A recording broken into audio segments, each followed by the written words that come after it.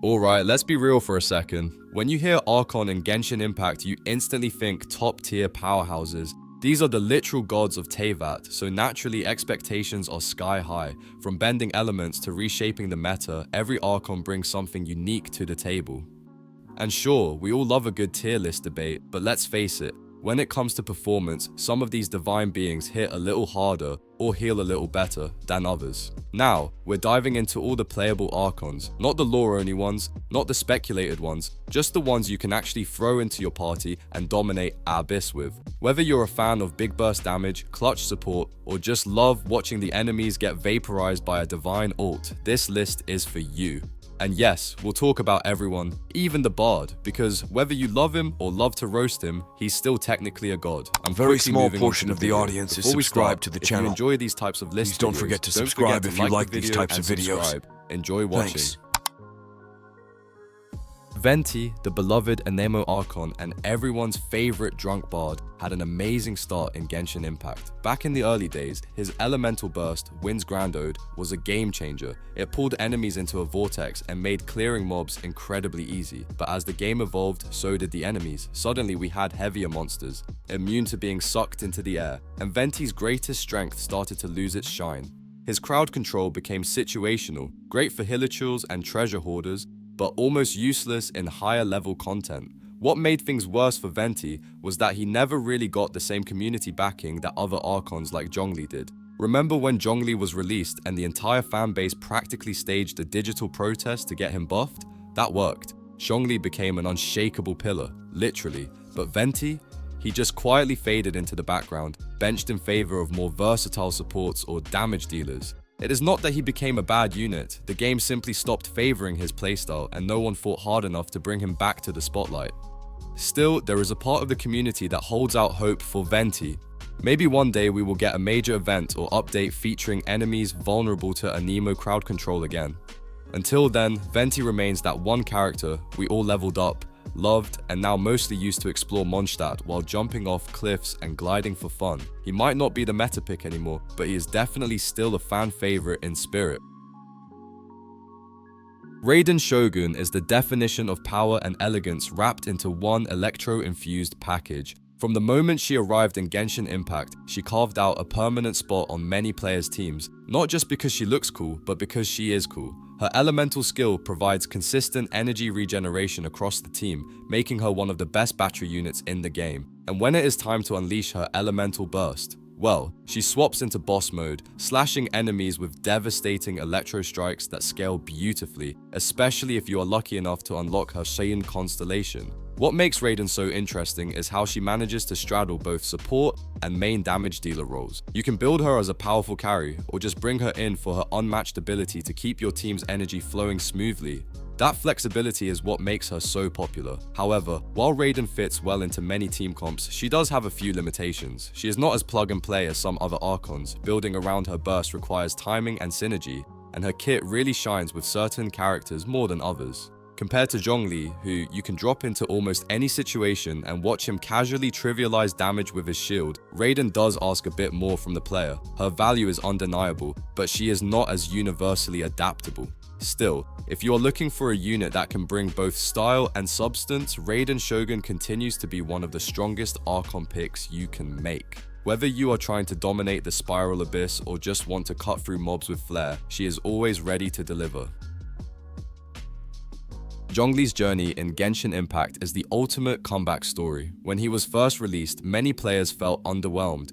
For the literal Geo Archon, his damage was low, his shield felt undercooked, and his utility just did not match expectations. But here's the plot twist. The community did not stay silent. Players flooded feedback channels, created videos, and posted everywhere demanding justice for Zhongli, and the developers listened. A few patches later, Zhongli returned not as a support unit, but as a game-defining powerhouse with one of the strongest shields in Genshin Impact. What sets Zhongli apart is how effortlessly he blends defense and offense. His shield, created by holding his elemental skill, is so strong it makes dodging practically optional in most fights. On top of that, he reduces enemy resistance to all elements and even physical damage with his burst, or just by having his shield active.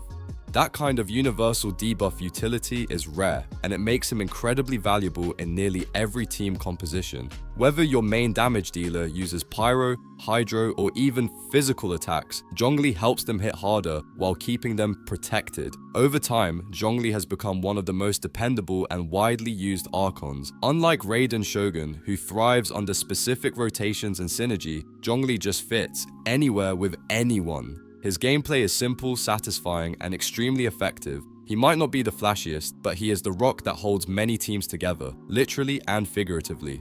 If you are building a team and want to forget that dodging exists, Zhongli is still the gold standard. Nahida may look like a gentle little sprout, but do not let appearances fool you. She is one of the most powerful Archons in Genshin Impact. As the Dendro Archon, she arrived with a kit that practically redefined how players interact with elemental reactions. Her elemental skill, which marks multiple enemies and links their fates together, creates a ripple effect of damage when combined with other elements. Dendro reactions like Burning, Quicken, and Hyper Bloom are simply not the same without her. If you are building a team that relies on Dendro, there is a high chance it revolves around Nahida. What makes Nahida so strong is how effortlessly she blends support, sub-DPS, and even main damage dealer roles. Her elemental burst creates a massive dome of buffs that scale with the stats of her teammates, boosting elemental mastery and enhancing reaction damage. On top of that, she is extremely low maintenance. Her skill has a wide area of effect, her cooldowns are short, and she generates a good amount of energy. That kind of ease of use, mixed with deep synergy potential, makes her a staple in many of today's strongest team compositions. In many ways, Nahida continues the legacy started by Raiden Shogun, an Archon with elegance, overwhelming power, and team-wide utility. But what makes Nahida stand out even more is the current state of the Dendro element. It is still relatively new and incredibly dominant in the meta. Without Nahida, many Dendro-based reactions feel clunky or inefficient. With her, they become smooth, explosive, and extremely rewarding. She is one of the most valuable units in the game, and unless something completely broken drops in the future, Nahida's place at the top is more than secure. Mavuika definitely stirs up some strong opinions in the Genshin Impact community. A lot of players feel like her Flame Strider bike just doesn't fit the game's usual fantasy vibe. It's like suddenly there's this high-tech motorcycle zooming around in a world full of swords and the magic. It kind of breaks the immersion for some fans who prefer the classic elemental fantasy feel. But honestly, if you look past that, Mavuika and her Flame Strider make a seriously powerful combo on the battlefield, delivering some of the craziest damage numbers you'll see.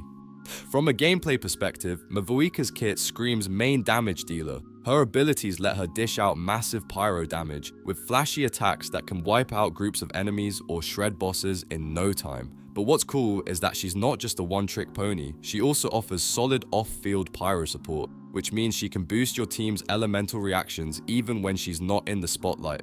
This flexibility lets her fit smoothly as a sub-DPS if your team needs that extra firepower without sacrificing too much on the main damage front. So, whether you want to go all in with Mavuika as your main damage source or use her to back up another DPS with strong pyro application, she's a solid choice. Sure, the Flame Strider might be a bit of a style shock for traditional Genshin fans, but when it comes to raw power and utility, Mavuika is definitely a force to be reckoned with. If you can get past the bike, you'll find a character that brings both flair and firepower to the fight.